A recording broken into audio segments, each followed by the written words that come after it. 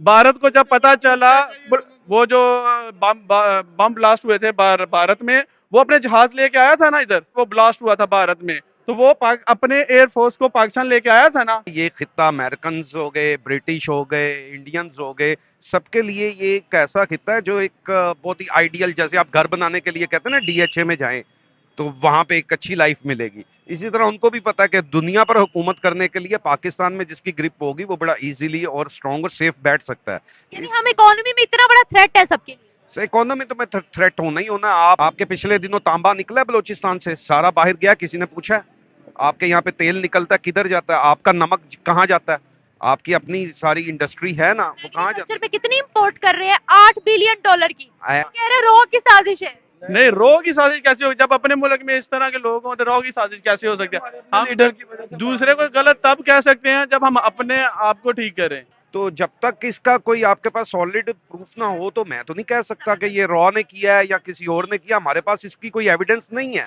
वो तो एक कंसेप्ट बना हुआ हम लोगों का कि जी इंडिया हमारे साथ इस तरह उसके ताल्लुकात अच्छे नहीं है तो शायद वो ही कर रहा है। इकोनॉमी में कहाँ है?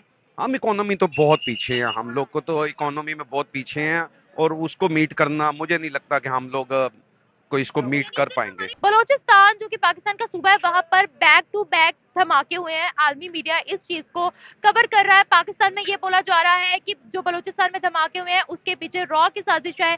आए बढ़ते हैं पाकिस्तानी अवाम की जानिब इस टॉपिक के बारे में, उनसे डिटेल डिस्कशन करते हैं और बलोचिस्तान के अंदर जो धमाके हुए हैं उसके बारे में भी पूछते हैं कि क्या बदअमनी के साथ पाकिस्तान में स्टेबिलिटी लाई जा सकती है, और जो रॉ के ऊपर बात की जा रही है उस पर पाकिस्तानी अवाम क्या कहती है। आज जय हिंद दोस्तों। तो आपको याद हो बलूचिस्तान में बैक टू बैक कई धमाके हुए चुनाव से पहले धमाके करना, और कहा जा रहा है कि इनकी आर्मी का हाथ था उसमें। और आर्मी का हाथ इसलिए था क्योंकि कम से कम लोग वोट डालने के लिए निकले, क्योंकि ज़्यादा लोगों को संभाल पाना आर्मी के लिए भी मुश्किल हो जाएगा, तो दबाव डालने के लिए एक तरह से ये धमाके किए गए थे। जो एक्सपर्ट कह रहे हैं, अब इसमें कुछ भी हो सकता है, अब पाकिस्तान के अंदर क्या हो रहा है ये पूरी तरह से श्योर तो हो नहीं सकते, लेकिन हाँ एक्सपर्ट जैसी बातें कह रहे हैं वो मैं आपको बता रहा हूँ।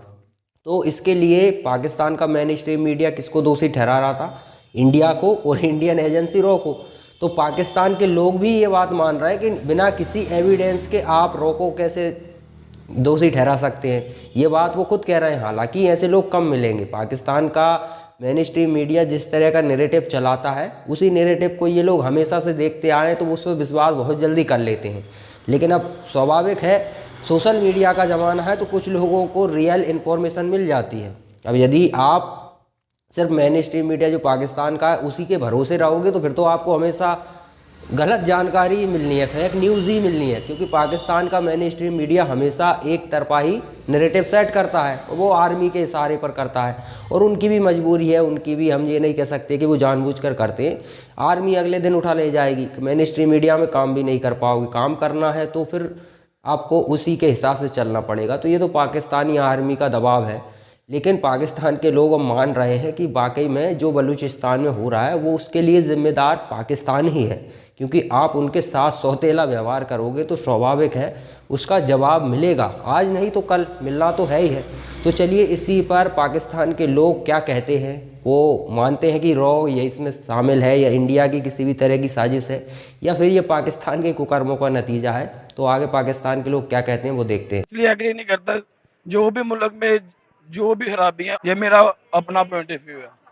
तो जब तक रॉ की साजिश है क्या? नहीं, हमारा रूल ऑफ लॉ ठीक हो जाएगा जब इंशाल्लाह। देखें, भारत भी तो 5वें नंबर पर है, उनके मुल्क में कोई मुदाखलत क्यों नहीं करती? ये तो पूछ रही हूँ कि अभी हम दुनिया के मुकाबले पर नहीं है, तो क्या दुनिया स्टिल हमें हमारी कमजोरी के लिए टारगेट कर रही है? नहीं नहीं नहीं नहीं नहीं, आपस में कर दिया। रूल ऑफ लॉ नहीं आएगा, ये मुल्क कभी नहीं चल सकता, कभी भी नहीं चल सकता। चलने क्यों नहीं देते?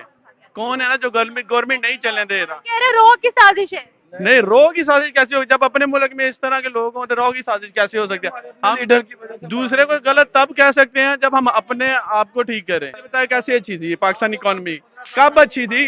15 साल भी पहले नहीं अच्छी थी। वो अमेरिकन डॉलर आए थे तो फिर अच्छी थी, एग्जैक्टली भी ठीक नहीं थी। अगर जो उस टाइम के जो लोग थे उनसे पूछो वो किस तरह लाइफ गुजारते थे, वो ऐसी लाइफ गुजारते थे। आज भी लोग वैसे ही लाइफ गुजार रहे हैं। आप बोलते हैं कि पहले हमारी इकोनॉमी बड़ी जबरदस्त थी, आज से 10-15 साल पहले बड़े अच्छे थे। 30 साल पहले भी ऐसी थी, आज भी ऐसी। जब हम छोटे छोटे होते थे तब भी ऐसी थी। हम दुनिया के लिए खतरा है इकोनॉमी में, इकॉनमी हम अपने लिए खतरा है ना।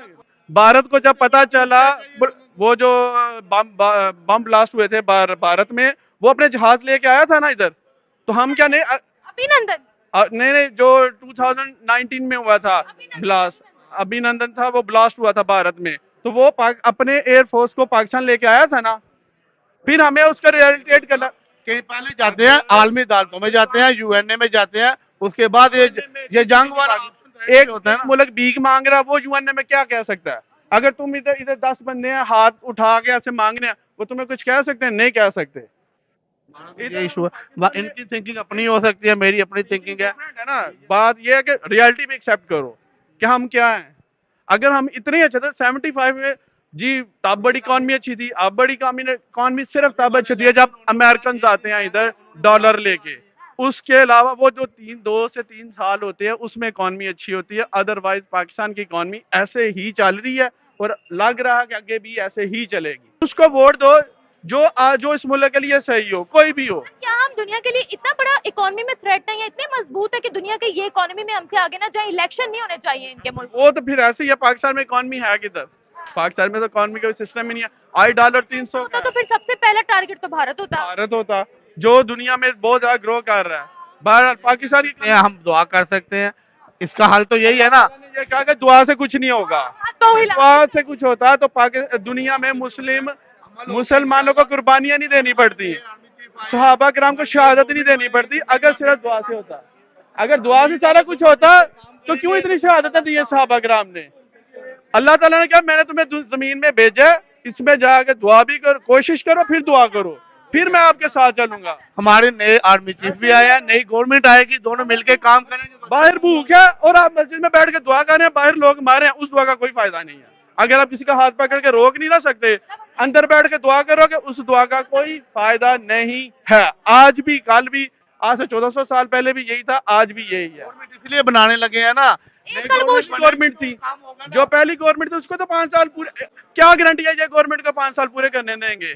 तो दोस्तों, पाकिस्तान के लोग एक दिन समझेंगे, आज नहीं आने वाले समय में जब समझेंगे, जब सोशल मीडिया पर वो अवेयर होंगे। क्योंकि स्वाभाविक है, सोशल मीडिया पर आप वो देख सकते हैं जो आप देखना चाहते हैं। मेन स्ट्रीम मीडिया आपको वो दिखाता है जो वो दिखाना चाहता है।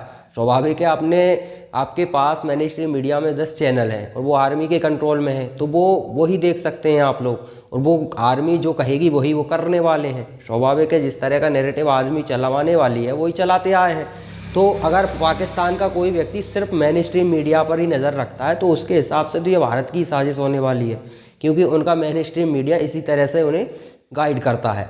अब अगर वो सोशल मीडिया पर आते हैं तो सोशल मीडिया पर, जैसे यूट्यूब पर आते हैं तो यूट्यूब पर वो सिर्फ पाकिस्तान के यूट्यूबरों को नहीं देखेंगे, दुनिया भर के यूट्यूबरों को देखेंगे, और पाकिस्तान को लेकर सबकी क्या राय है, तो उससे उन्हें समझने में आसानी होगी कि वाकई में रियलिटी क्या है। क्योंकि दूसरे लोग तो फैक्ट के हिसाब से बात करते हैं, सबूत रखते हैं, एविडेंस रखते हैं, तब बात करते हैं। पाकिस्तान के लोग हवाई बातें करते हैं, नो एविडेंस, नो कुछ। अब जैसे कि एक सेंसेबल बंदा होगा, वो कहेगा कि चलो रॉ की साजिश है, तो कोई ऐसा क्लू है थोड़ा सा भी कि जिससे लगे कि रॉ की साजिश हो सकती है? हमारी एजेंसियों ने कुछ थोड़ा बहुत पता लगाया हो, लेकिन ये बात कौन करेगा? जो थोड़ा बहुत सेंसेबल होगा, समझदारी होगी जिसके अंदर। अब जिसने कभी समझदारी का सा भी नहीं समझा हो, वो तो जो चूरन आप बेचोगे उस पर वो यकीन कर लेते हैं। यही पाकिस्तान में होता चला आया है।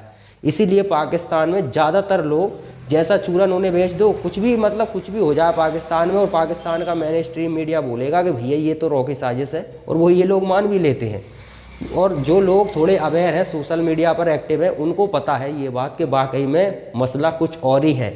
अब स्वाभाविक है, आप उनके साथ भेदभाव करोगे तो वो आपको जवाब देंगे, आज नहीं तो कल। कोई भी हो, कब तक सहन करने, एक सीमा होती है सहन करने की, तो वो अब उनकी सीमा टूट चुकी है। और ये बलूचिस्तान का मुद्दा तो इंटरनेशनल मीडिया कवर कर रहा है।